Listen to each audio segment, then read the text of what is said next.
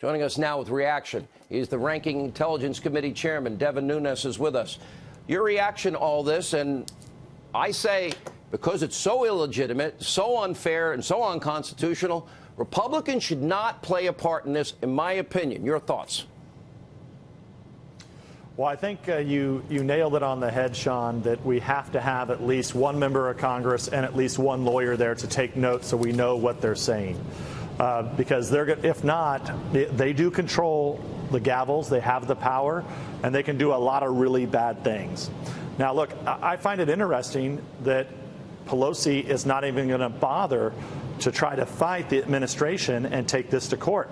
I think that's new information. I'm surprised at that, but that means they really are just racing to get this done.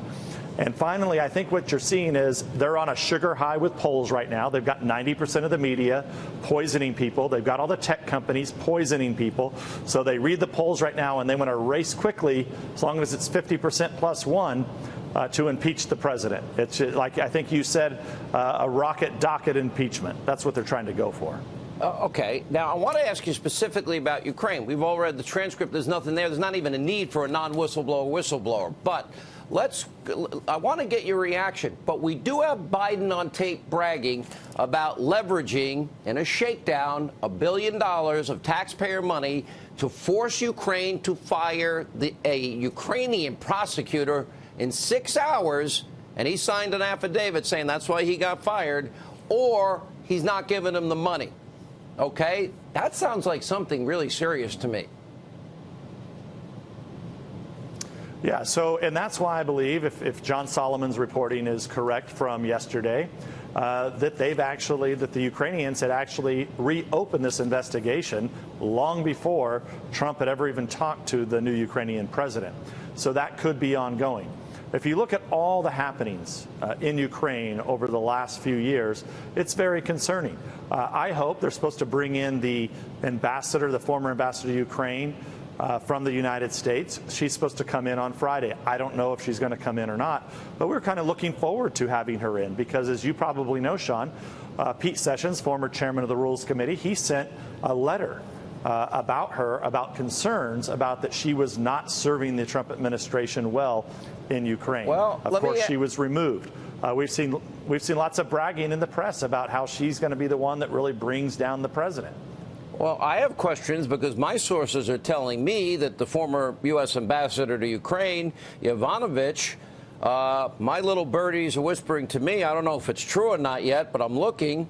Do you know of any evidence that she may have used government resources to monitor communications of American citizens? And do you know if any of these citizens might have been journalists? Well, what I can tell you is that we know what Pete Sessions, congressman from Texas, now retired, we know what he had to say. We know that there are people within that were not only Ukrainians but also Americans that worked at the State Department who have raised concerns about this ambassador. That's why she was ultimately removed. We also have concerns that possibly they were monitoring press from different journalists and others. That we don't know, but we have people who are giving us this information, and we're going to ask these questions to the State Department, and hopefully they'll get the answers before she comes in on Friday. But we will give her an opportunity to answer these questions on Friday also if she shows up. Okay, because now what you're saying is very alarming to me. I have 3 people now that have told me that they believe there is evidence that shows government resources were used to monitor communications. In one case, a journalist that is a regular on this program with the name John Solomon. Have you heard that, Congressman? Well, what I've heard, and I want to be clear, I think there's a difference. What I've heard is that there were strange requests, irregular requests to monitor not just one journalist, but multiple journalists. Now, perhaps that was okay. Perhaps there was some reason for that it can be explained away.